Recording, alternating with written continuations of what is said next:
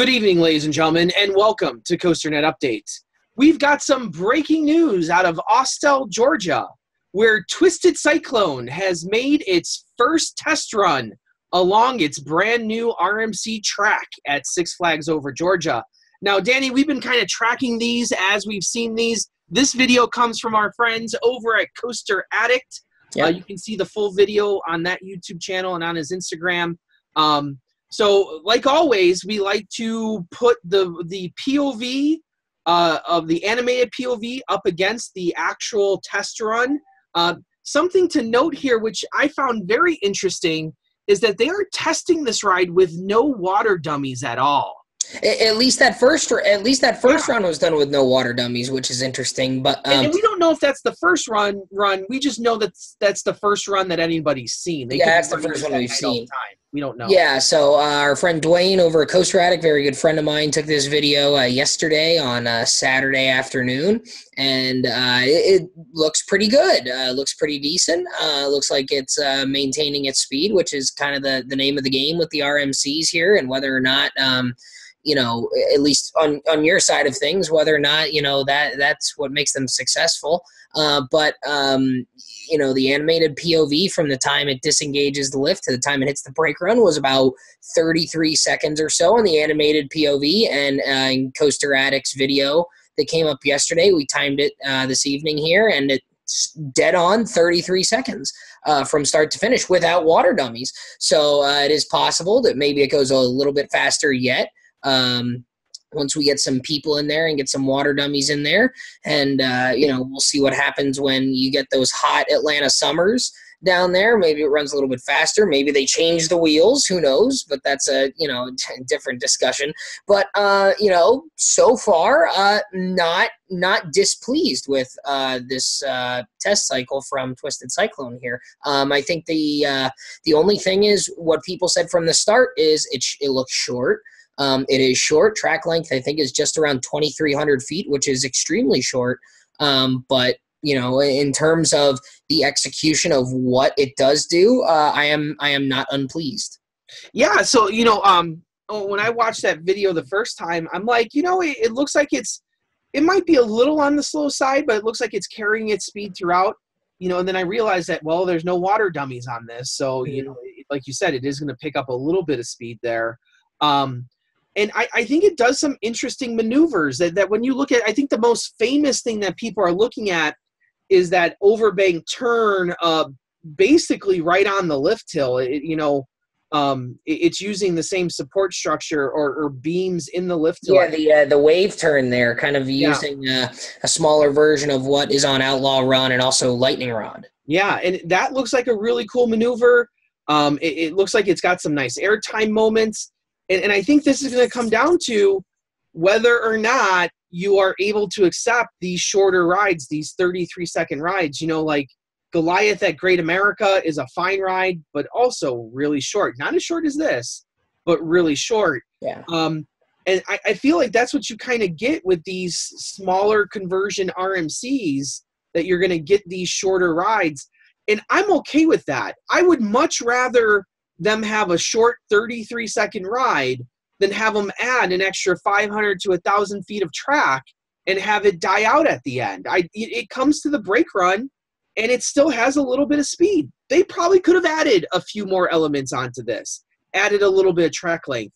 I don't think that makes it any better, though, by doing that. I think having a short 33-second ride is probably the best they could have done with this track, with the original Georgia Cyclone layout. Well, and the problem becomes, if you're going to make it longer and to use the existing structure, you know, the Georgia Cyclone was just under 3,000 feet long. So what they would have had to do was go around the entire circuit, again, the entire oval. Yeah. And that's where you would have run into issues unless you cut back across at some point. So, I mean, that's kind of where the problem would stem if they were going to do that. Now, looking at a ride like Storm Chaser, which, you know, that's only 2,700 feet long, 2,744. So we're a little bit shorter than that. You know, and let me look at Twisted Timbers here. Twisted Timbers, I believe, yep, 3361. So you know, you've got a little bit longer length, and then Wicked Cyclone is 3320. So there is some comparison. So it's 1,000 feet shorter than a Wicked Cyclone and Twisted Timbers for the East Coast folks who know those rides, and it's about 400 feet shorter than Storm Chaser. I've got something else here. Okay. This is strange. The lead car is not on this. That I believe that's standard. Okay, so is that standard across the industry or just standard for RMC? No, I don't know if they've done it for all RMCs, but I know that I have seen other RMCs in the past test without that lead car. Because, well, I think Steel Vengeance did it. Yeah, Outlaw kind of did that too because they never put it on. Did they eventually put one on Outlaw? No, Outlaw Run has never had any sort of, you know, fancy it was designed to though, because in all the you know, the key art that was released before, you know, with the announcement, they'd had a lead car on it. It just says like Silver Dollar City on the front. It doesn't have anything. I believe that's fairly standard that they don't have the decorative facade on the Zero car. I think that's pretty normal. Now, because we were talking about, it seemed from the car that they released at IAAPA that this will be the old RMC trains. Yes, and that's backed up by these videos.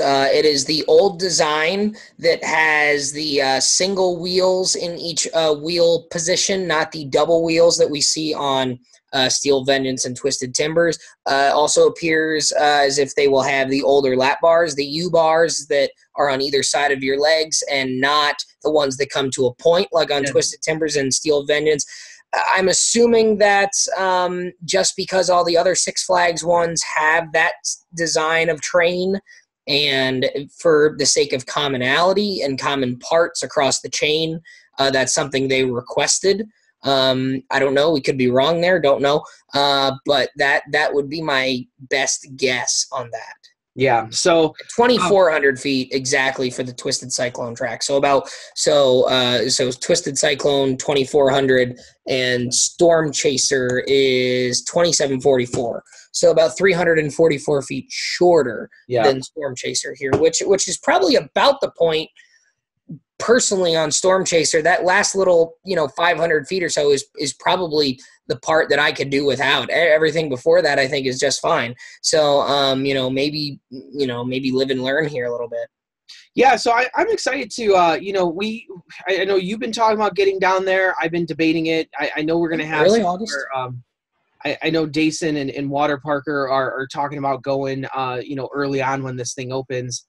So it'll be interesting to see what they say and what you say, and see what the ultimate verdict on this ride is going to be. But we will keep you updated here on all the latest happenings, especially with all these new rides that we got a few more ready to open. We got Railblazer testing.